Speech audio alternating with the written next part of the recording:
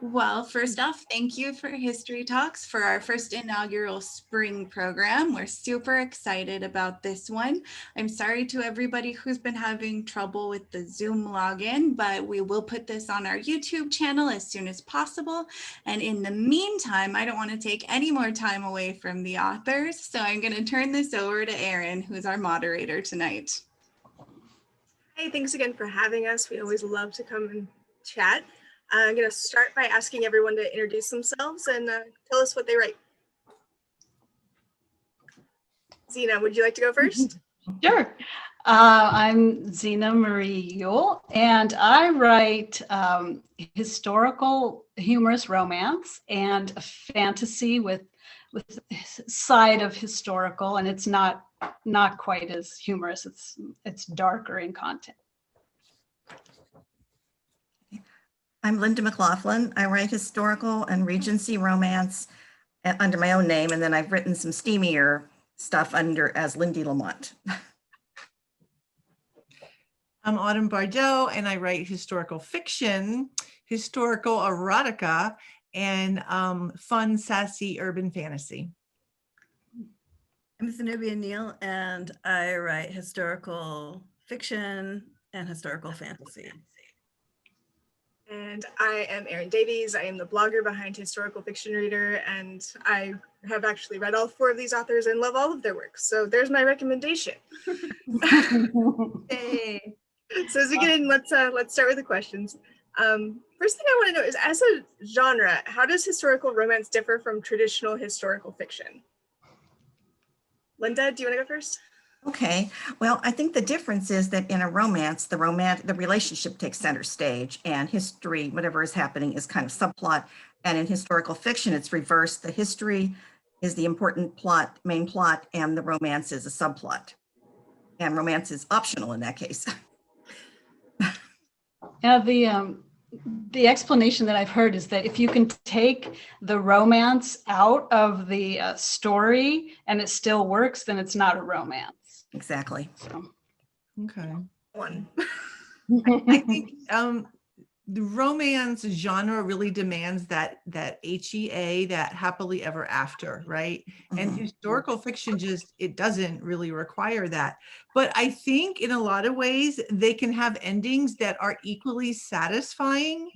They can be different. They can be, sometimes they're bad. Sometimes like, oh no, and it's, you're crying all over the place.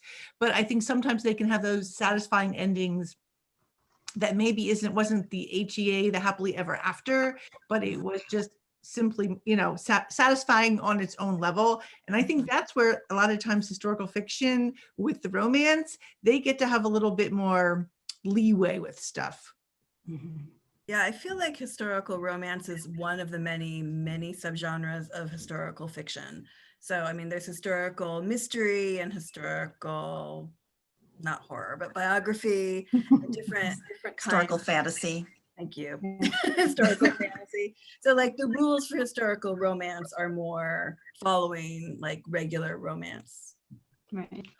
And if you depart from those, you will hear screams from your readers a lot because they go into that with certain set of expectations, and if you don't meet them, woe betide you.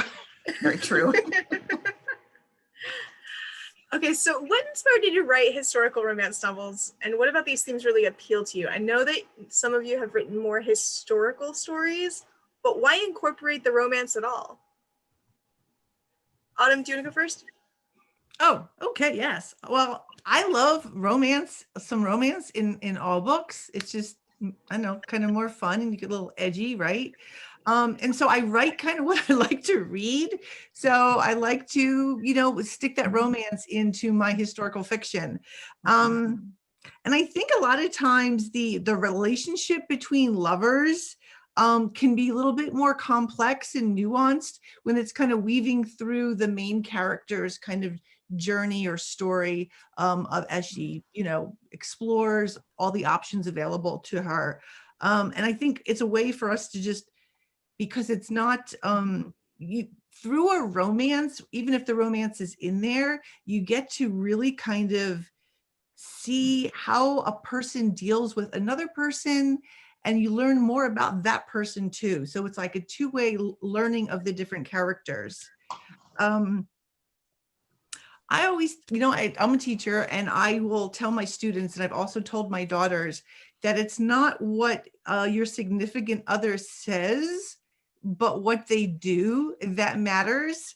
And so I think in a lot of ways, historical romance or the romance in historical fiction really allows you to find some cool ways to show that to your readers, and they can look at things and they're going to be like, hey, wait a minute, he says he doesn't need her, but he's doing all this stuff for her. I think readers like that. Yeah, totally. Well, I write historical romance because, number one, I love history. It's love it enough to get a master's degree in it, so want to use that too in the fiction. But I also wanted to just write some fun stories. My romances tend to be humorous, and so it's a way for me to just embrace my love of romance and humor in a fun way. I also like to add a lot of adventure to it as well. So I mentioned that I also write fantasy, and so my plots in fantasy tend to be really intricate and can be really like darkly emotional and stuff. And so the romance is more of a counterbalance the humor of it. So I really like that difference. That way when I work on the romance, it's just fun. I think I'm just a romantic at heart, but I've also had a lifelong fascination with history, which started when I was a little kid. My grandmother she'd been a school teacher before she married, and she used to tell me stories, and she'd talk about the ancestors who settled the Pennsylvania frontier in they were there after the American Revolution, and she talked about one of her ancestors who fought in the Civil War. And so I just got fascinated by history at a really, really young age. And then my mom introduced me to Gwen Bristow, who wrote books like Celia Garth and Jubilee Trail, which had they're historical fiction, but really strong romantic subplots. And so I just fell in love. And then when I decided I was going to write, that's what I wanted to write.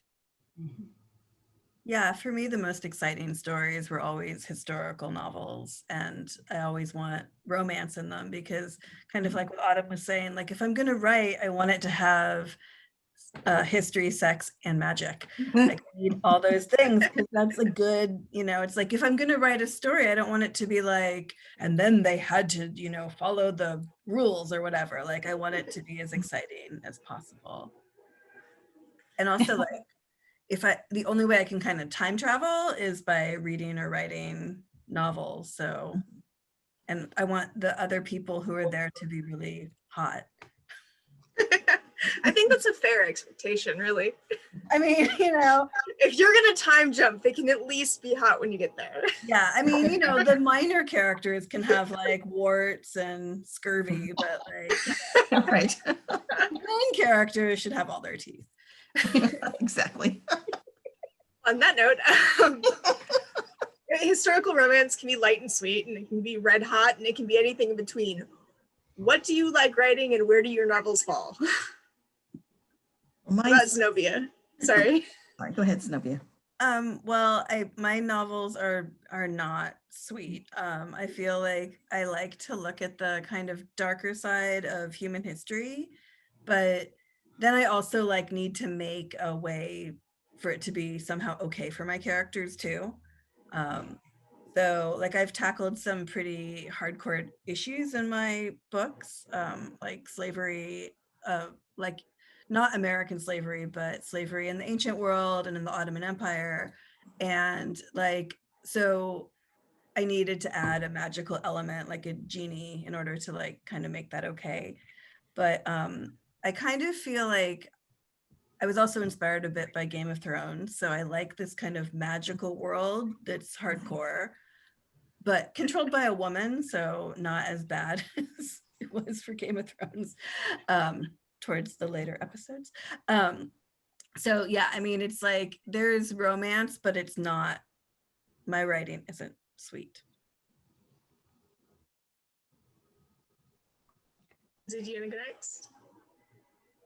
Oh, did you say me? Oh, I said Linda, but Linda. No, Whatever. Linda, please go. Yeah, well, my works span the spectrum. I have a Regency romance that's sweet, and my current work in progress is also, but I've written sensual romances, my Western and my Eastern Western, Rogue's Hostage, which is set during the French and Indian War. And then as Linda Blunt, I wrote some steamy Victorian and paranormal novellas. And I used to write male erotica for Amber Quill Press before they went out of business. So pretty much did it all.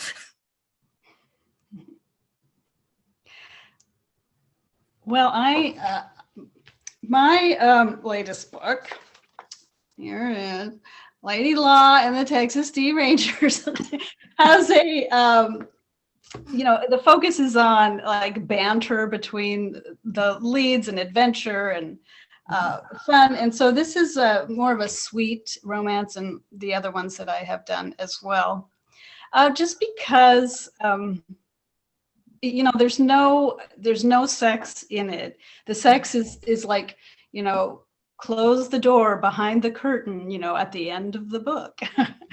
And it's just, I don't know, I enjoy that sometimes. I mean, I guess there's always a place for steamier reads, but I don't find that I'm particularly strong as a writer with that. And there's so many people who, that's really their thing, read that if that's what you want. But mine, we all, as writers, we all have our own, different strengths and everything. So I just go with the sweet.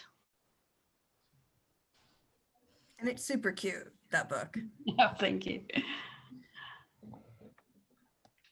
I think it's great that there is such a wide spectrum for readers to choose from.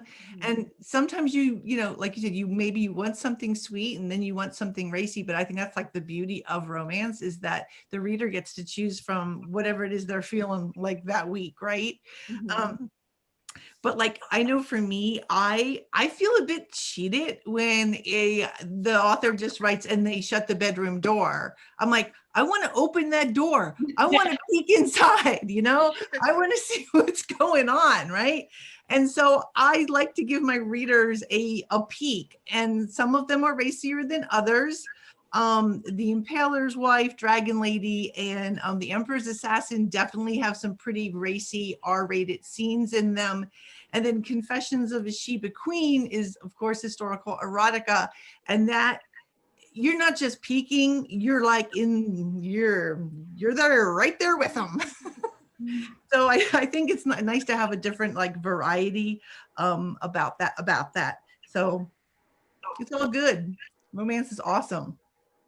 I actually love that you brought that up, because as a reader, I love being able to pick somebody's tone and know that they're going to be on the sweet end of the spectrum, or take somebody who's a little more hardcore, depending on how I feel. So I really love that was part of your response, because now I feel really normal.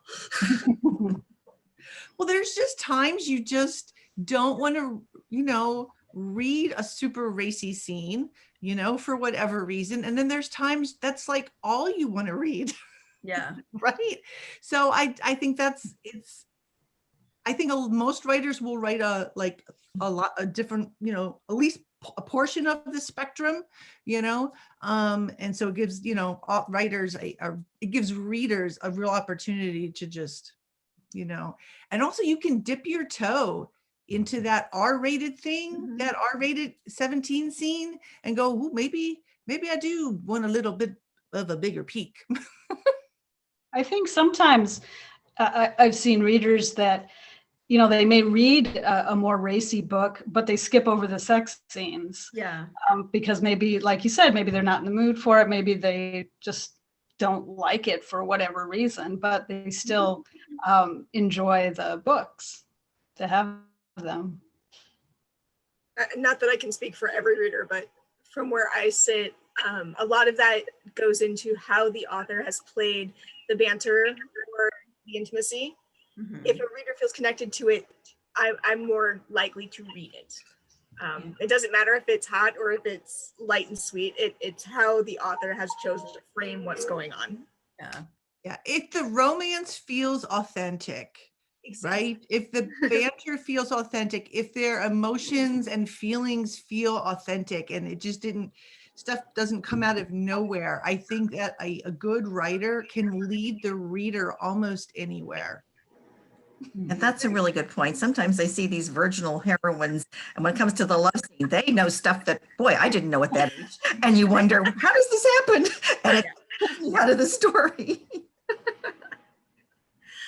Well, on that note, what are the biggest challenges when it comes to writing historical romance? Xina. Well, for me, the biggest challenge is dragging myself out of the research because I love it so much, and I can tend to just, go down that hole and read more and more and more. And right now I'm working on a series of mail order bride books about the frontier, the Old West. And it's so fascinating to me, all the little details that you can find, like, since I just yesterday I was reading, mine takes place in Nebraska, and they were talking about how there was, of course, water is really important when you have a little farm. How are you gonna, water your plants if you don't have a well? So they have these people who are water witches, and they will hold like branches and kind of like go over the top of the ground, and then when the branch pulled down, that's where the water was. So it's all very, woo-woo type of thing. But some people really depended on it. And so that's a great piece of research that I can put in my book, and I will. So what about you, Autumn? I love this question, Erin. I kind of had so much fun with it, and I think the biggest challenge when it comes to writing historical romance or romance in your history is that you need to find that spot. I write about strong women, so you're needing to find that spot between a strong woman and a woman whose strength blossoms, not because of the man, but with the man. And so portraying that in a believable way. I mean, like I said, I like to write about strong women or women who come into their strength and their power through the course of a story. I think most of us, and I can't see everybody's faces, but I think if you are, maybe over 30 or whatever, we tend to come into our strength after strife. It's something we kind of all relate to, right? And so I think that when we look at like a man's strength and a woman's strength, we somehow, they're not at odds. A loving woman and a strong woman are not at odds, just like a strong man who is loving and strong aren't at odds. So I think in a lot of ways, if you get to break that archetypal kind of, that archetype that she's strong, but she also has to be the B word, and that just doesn't have to be, So I like to find, or I like to read about, and I like to write about female characters who are in relationships where the man or the significant other is their cheerleader, who acts as a catalyst, even if it's in an untraditional way, to them coming into their own strength and power so that they can be like their authentic selves, if that makes sense. Great.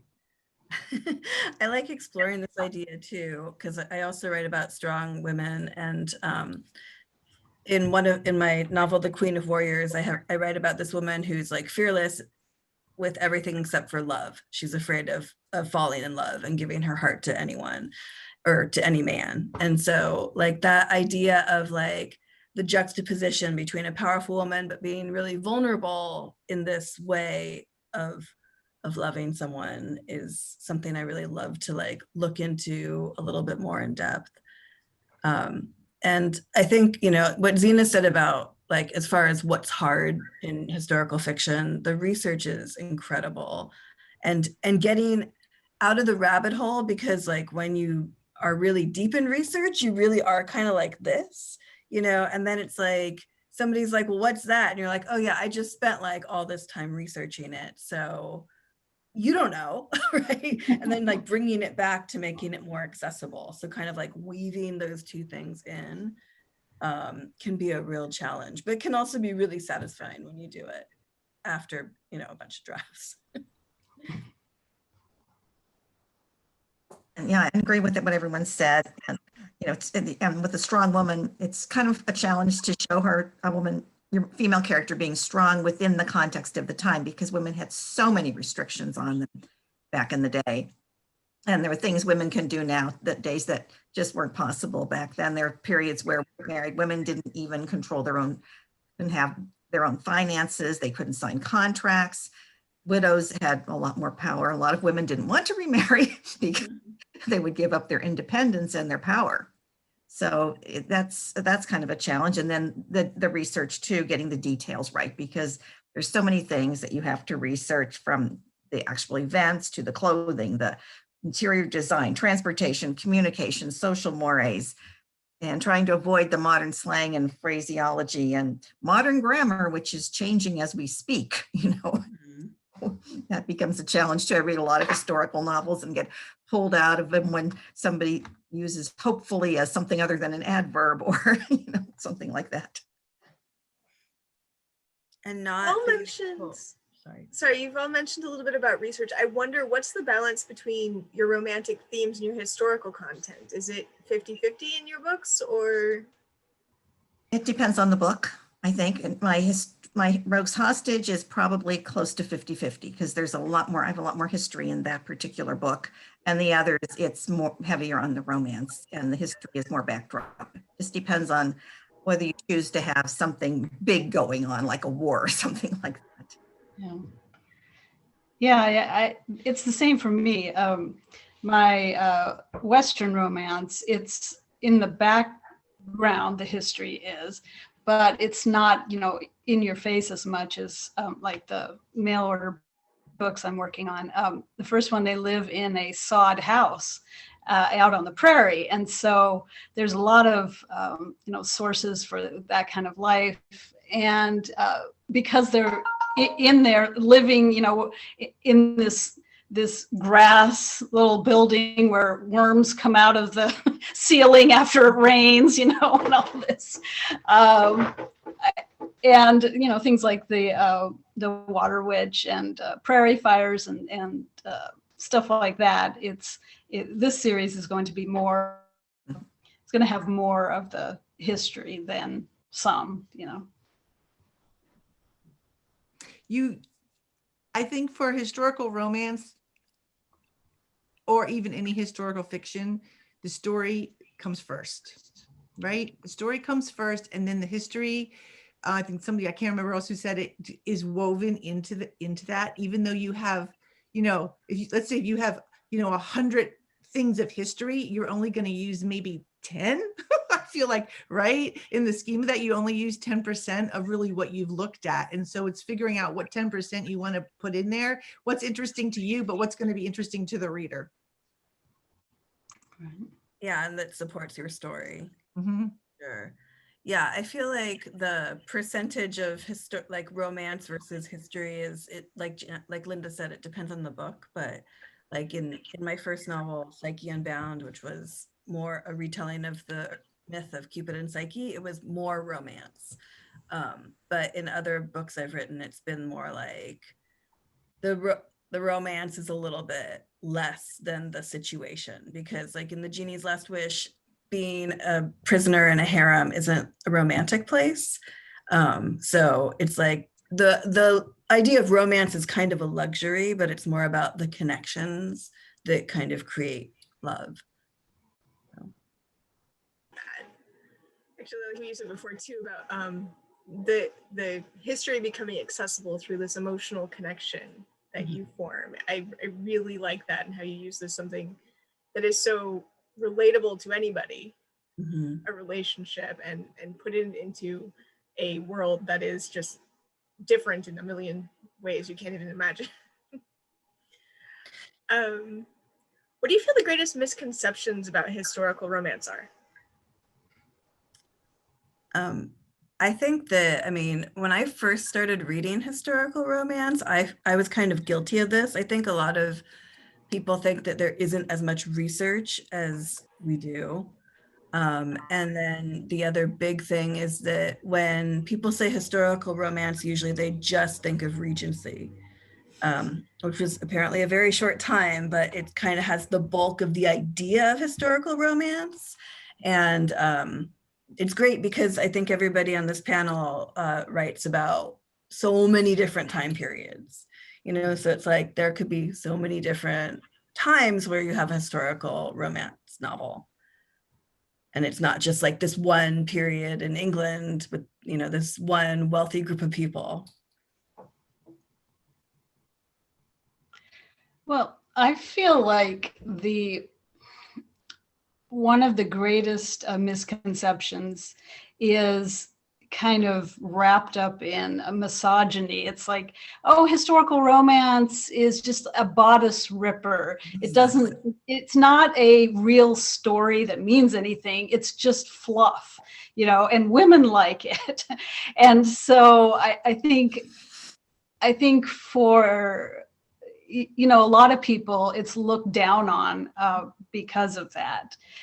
And to me, I mean, that's very unfair because the landscape of human emotions and connections and building relationships together, it's something that historical romance writers really explore.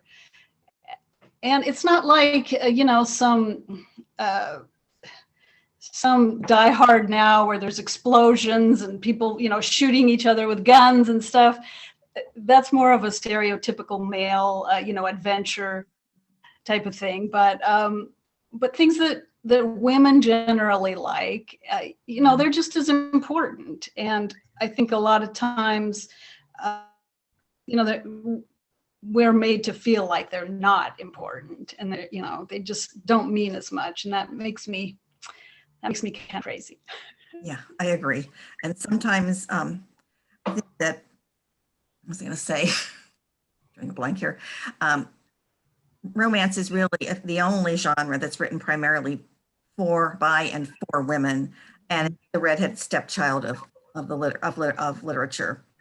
The wealthy redheaded stepchild, but still the wealthiest redheaded stepchild of literature. and so I think another misconception is that romance is unrealistic because, you know, in real life, people never fall in love. but you know, amateurs solving crimes, that's realistic. Yeah. I think one of the greatest misconceptions that readers might have is that if you read historical fiction, the language is going to be awkward. Mm-hmm. And I know there's a wide range out there, and a lot of authors and readers love that more, you know, take me back to that time kind of language. But when I started writing historical fiction, one of the things I did, I looked at my favorite authors and I looked at how they were using the words and the language and what was sucking me in. Mm-hmm. And you know, I read a lot of Shakespeare because, you know, I'm an English teacher, but I didn't want it to sound like that. And I didn't want it to be awkward like that. And so I found that something that sucks you in is the most, that just transports you right into the time period is the best. And that's where people just get lost in the time period. And that can be the words, the dialogue, how they write it. If the sentences are long and complex, or if they're short and more modern, but not modern in the sense of the words, but just a more rapid fire read. And I think current readers like a faster read than if you look at something like Vanity Fair, right? That was like very long sentences and very long paragraphs, right? And you're like, what were they talking about again? right? So I think you're still, the thing is to transport the reader there. And I actually wanted to test this, and I tested this, like just the language. I tested this on my daughter, and she's 25, and she had never, she had asked me a question or something, and whatever it was in the conversation, I had told her, and you're going to know this line from Pride and Prejudice. I said, "Oh, I am all astonishment," right? I told her that, and she looked at me and she kind of cocked her head, right? And she goes, "Ooh, I like that. I am all astonishment. I'm going to use that." So, so there's some phrases that actually like transcend time because they're cool no matter when you use them. I'm wondering if that applies to Austen specifically because it's Austen and so many are familiar with her. I have to think about that one for a minute. I know she'd never heard it before, but it's like I said, you have to walk that balance between, you know, the language of ancient times and then making it accessible to modern readers. Yeah. In a market that is so volatile and so quick to change, have you guys seen a lot of shakeups in the romance market? Oh, it changes constantly. Yeah. Now it's like harem romances and all these things are really popular that never would have been, you know, in the past. Yeah, the reverse harem stories. Yeah.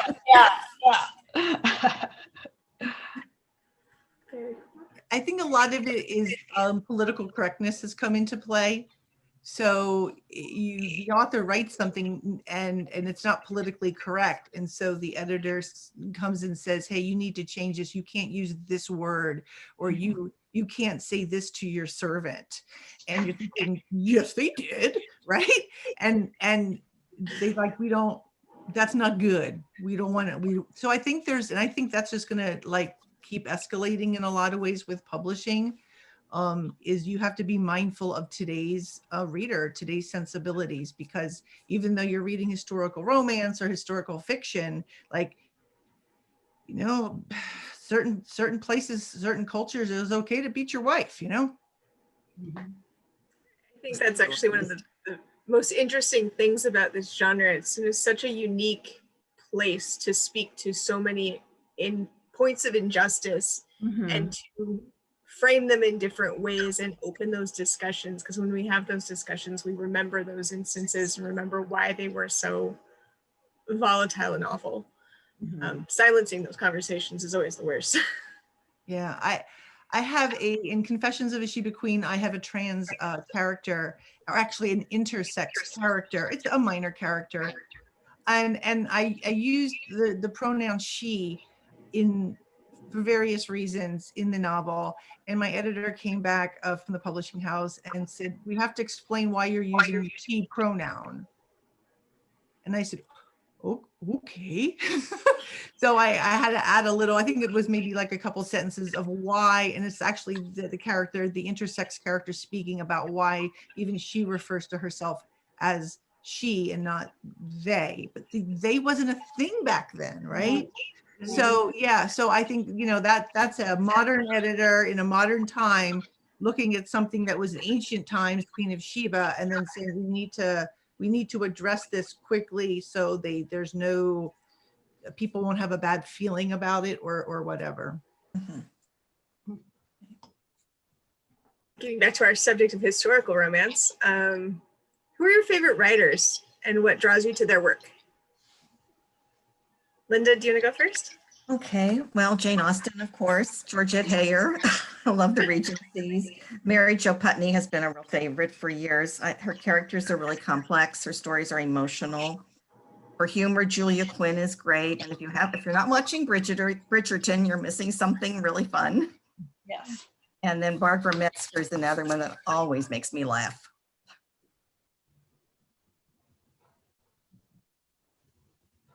I think the first historical romance author I read was Xina Uhl, The Clan of the Cave Bear. And even though that first book didn't seem like romance, the other ones did. The Earth's Children series, like I was like, wow, they discovered everything. John Delar. So I remember reading those books when I was a kid and being like so intrigued because I deep dove into that ancient world, ancient Neolithic world. And then when I was a teenager, I read a lot of Anne Rice. And she's the one that made me think that every book needed to have history, sex, and magic and a partner for everyone. And then more recently, I discovered Diana Gabaldon, like, 6 years ago, and that was super fun. So I guess I like books, the great thing about historical romance is they're so long, you really sink your teeth in and get to stay there and hang out and have a lot of fun and see a lot of bloodshed. I like novels that focus more on the woman's journey. And so I like authors like Margaret George, Lisa C., Michelle Moran. I love all their stuff. Maybe it's because I've been around the block a few times myself, and I know that statement right there kind of dates me, right? But I like where the characters are actually doing things, like trying to stay alive, right? And focused on their feelings of the relationship. Like they're too busy solving problems, and if you're going to come along for the ride, great, and we will grow together and all that. But I always want that rock solid love at the end. Like I want that love, that growth together to be like, you're like, yes, that's what I like. Oh, is it my turn? Yeah, I like Loretta Chase. She wrote Lord of Scoundrels, one of my favorite. It was funny. It was great period, history in there. I just I thought it was delightful. I like Joanna Lindsay, Jude Deveraux. Those are more of a while ago they wrote. But my favorite historical romance writer of all time, it's not what you would expect from a romance today. Dorothy Dummitt wrote in the 60s. She started in the 60s. And her stories today, we consider them more historical fiction, but they were historical romance in the old definition that it's an adventure of the heart and the mind. And so, although I won't give away the ending, and there are women in the story, there's a lot of adventure, a lot of politics, a lot of she was a portrait painter. So she's such a talented writer as far as details and, color. And I don't know, I just can't say enough good things about her. Well, I'm going to confess that question was a little loaded, and say that because I have read nothing but historical fiction since I was 14 years old, and my addiction is thanks to a historical romance writer. So that was Elizabeth Chadwick, who turned me on to historical fiction. I've never looked back. Great. Last question. Almost every reader I know has like a crush on a character that they've read. So who is your literary crush?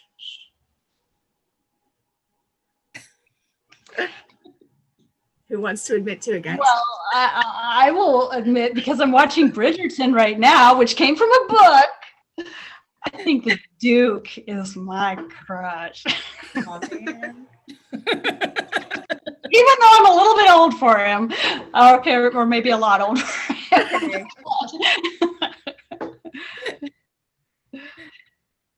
Hands down, no contest for me is Jamie from Outlander. Yeah. And Darcy. I mean, I can't help it. I feel like they're strong men who love deeply, and prove their love with actions. And I love that, right? I mean, but the thing about them is like they're obstinate, and so you want to smack them sometime. Maybe that's just me, right? You want to smack them upside their head because they're so obstinate, but like they love their woman. And like I totally love that. And also like they're for better or worse kind of guys, right? And even when like they apologize, but they apologize like in a manly way, you know? They don't like, they're not overly dramatic. They're just like sincere and it comes from the heart. And the other thing I like about them is that there's just enough of the boy in them to make them fun and not annoying. Mhm. And I also am a big fan of Jamie. So I'm just going to say the other great thing about him is that he has such integrity. Like he's just, you know, he's like, yeah, when he's like obstinate, there's a reason, you know, and it's because he has this great moral compass. Like it's very delightful. Yeah. And I know Darcy is everyone's favorite Austen hero. For me, it's Captain Wentworth. I've always liked a naval gentleman anyway. Those uniforms get me every time. And Captain Wentworth has just carried a torch for so many years and loved so deeply, and such a wonderfully emotional story. I love Persuasion. So he's my favorite, I think. Very nice picks.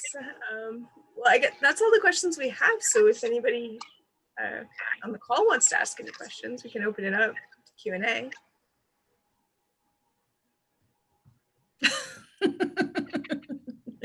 Please. Do we type it or do we say it? You can say it. That's fine. Hello. Hello. Thank you guys for talking, ladies. That's awesome. I agree with pretty much mostly everything you said because, yeah, I'm a nut too. Just kind of curious. You guys mentioned you guys do a lot of research. You guys love it. Has there any time been like a seed of an idea that mutated through all your research and went totally left field to create your book?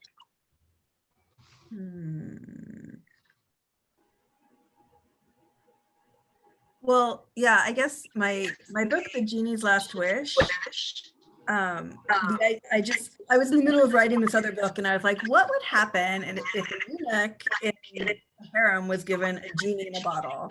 Like, what would they wish for? And I was like, that's a silly question. Like, the answer seems really obvious, right? He would want his manhood back. But when I did more and more research and talking about like underrepresented people in history, the way that eunuchs were talked about was just so brutal. Like it was just like, you know, this horrible thing was done to them and then they were treated like totally subhuman. And so the more research I did, the more the story like did its own thing and became more complicated. So I mean, it wasn't like, it didn't completely, you know, like he didn't wish to remain a eunuch. Like it didn't completely, you know, turn all the way upside down, but it did like go in a very different direction. When I was doing research for The Impaler's Wife, which is about Vlad Dracula's real Hungarian wife, I went down that research hole and I really realized that he really wasn't really different from a whole lot of other kings and princes at the time. And so I wanted to come at him at a much different way than I had seen him portrayed before. And I remember I had a reader actually from Romania saying, thank you for portraying him this way. Wow. Because it's, I think, I always like people can be mean and evil and vile, but why? Why? What happened to them? Like, what's, you know, you've got that that iceberg metaphor, right? You see the tip of the iceberg, what was going on underneath the surface. So it really gave me a chance to explore the man. And I had some great research material. So it was really a great opportunity to take it and really explore him, which I wasn't anticipating in the beginning.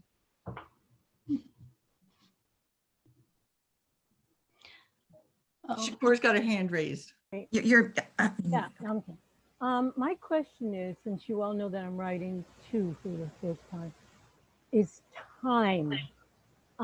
Your contemporary, you have set your time, your historical time. Do you find yourself wavering from that at all, especially if you're going into backstory? You find it difficult to stay within that time length and be able to give a complete picture of the character. Does that make sense? Do you mean like you want to go to a different time? I'm just saying I get drawn to different times. I get drawn to earlier times that will relate to that time. But then you have to like research that time, like what was 10 years, 20 years, 30 years before. Exactly, which is a spark for the time. I'm just saying, do you ever get distracted by that? We get distracted by everything.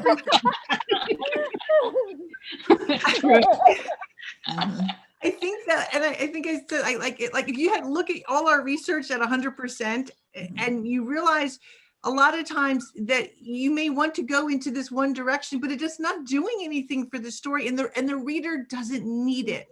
So you did all this research, and you really need to only like draw out this one little thread.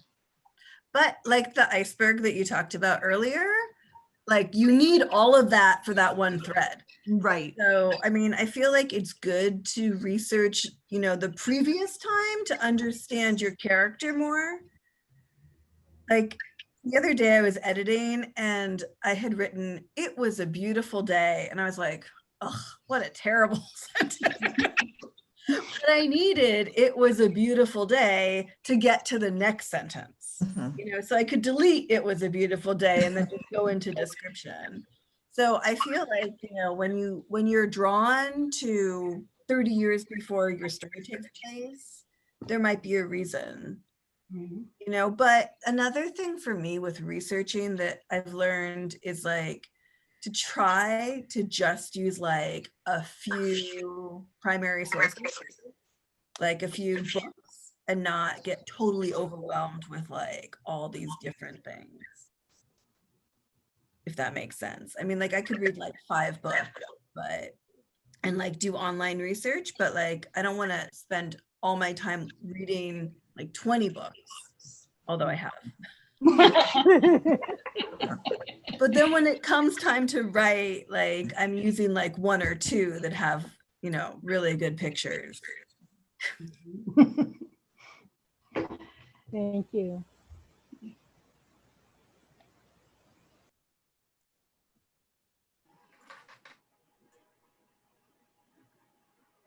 Shakura, what period of time are you writing about? You know, I've always, I don't know, I must be the only person in the world that sometimes even the 19th century isn't 1900, 19th century is whatever. Anyway, I have You're to not the only person in the world. Oh, thank you. I'm confused by that. It's just, okay. Actually, I am writing, actually, it is the 19th century, early 19th century, but I'm being drawn to the 18th century because I think the 19th century exploded from what happened in the 18th century. Oh yeah. Okay. Yeah. Okay.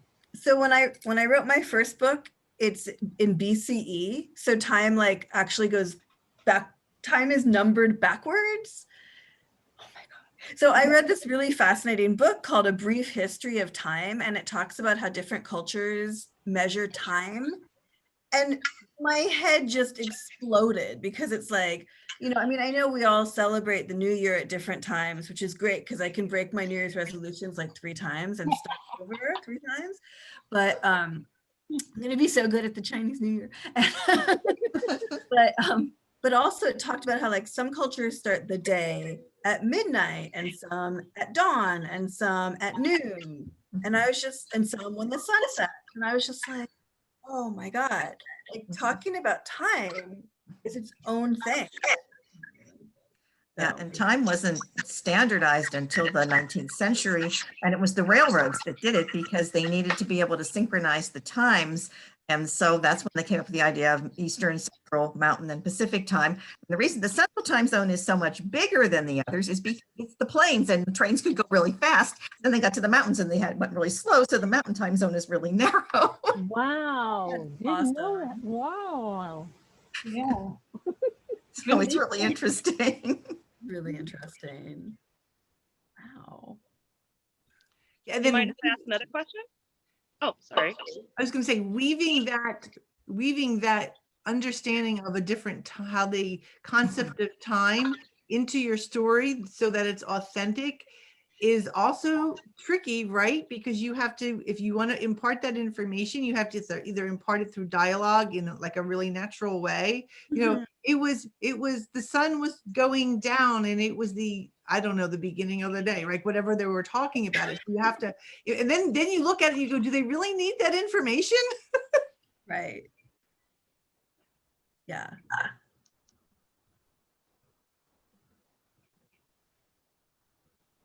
Tony, did you want to ask a question? Yeah, I've just kind of been curious. Is there a cutoff, you think, from like historical romance versus like contemporary? Like, is it 10 years ago would be historical, 20 years ago would be historical? You know what I mean? I'm always kind of curious because it's just dawned on me that I grew up in the 90s and that's considered old school now. Not quite historical yet, I don't think. One of the things I like about writing historical romance is the books never age, like the contemporary ones do. It's always good. Good point. I know the Historical Novel Society that we're affiliated with, they consider if it's 50 years in the past, it's historical. Yeah. So I don't know. That's 1970. Yeah, that seems to be a good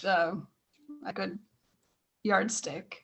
But I feel like the way our lives are, it feels like, because everything's so faster now.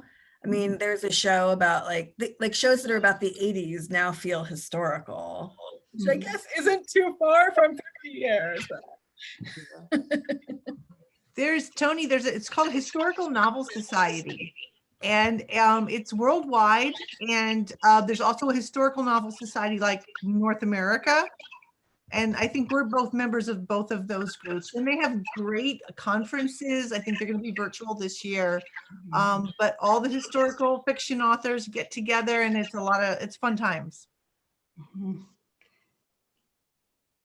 Yeah, it's a great group of romance writers in America. Yeah. And no matter how obscure your time period is, you're going to find people who are just as into it. Totally. Yeah, it's great.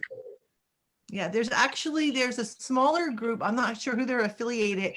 And they used to have like a dress up at the Mission Inn in Riverside. Yeah. And it was for readers, and they would bring in like some big time historical romance authors, and everybody would get all dolled up in the period. Maybe Erin can find the link. They're not having it this year, of course, but and they bring lots of goodies, and you have high tea and all this cool stuff, and they're all gussied up in the historical stuff. It's so cool. Yeah.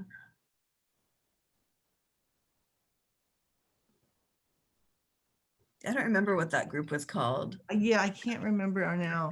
It was like romance something. And It was. Yeah. Oh, I found it under Romance Writers of America. Yeah. It wasn't RWA, it was something, it was another organization. I can't remember it either. I never went to one. You can't go now anyway. We can't go anywhere. But I was going to say, I think you're talking about the Regency group in Pasadena. They would dress up and dance, and they would have tea. Oh. Actually, this was the Mission Inn in Riverside, and I would just, I'll have to find it. But the Regency group in Pasadena sounds fun too. And I know there's also the Jane Austen group, and they were having tea and trips to Bath and stuff. But I locked out those emails a long time ago because I'm poor. Yeah. Visiting Bath is really fun. The Jane Austen Center is really interesting and cool. All right, well, we're coming up on 7:30 for this one, and I can cut it off, and if anyone wants to chat a bit afterwards, that's fine. But in the meantime, I do want to thank all of our authors so much for coming. This has been such a treat, and apologize again that we've had the Zoom confusion with this new one. Next time, it will be old hat, hopefully. So, thank you so much for sharing your stories, both clean and body. And we look forward to posting this on YouTube for everyone who's missed it, or if you just missed the first, 10 minutes or so, they will be available. So thank you so much. Thank you, Morgan. Thanks. Thank you.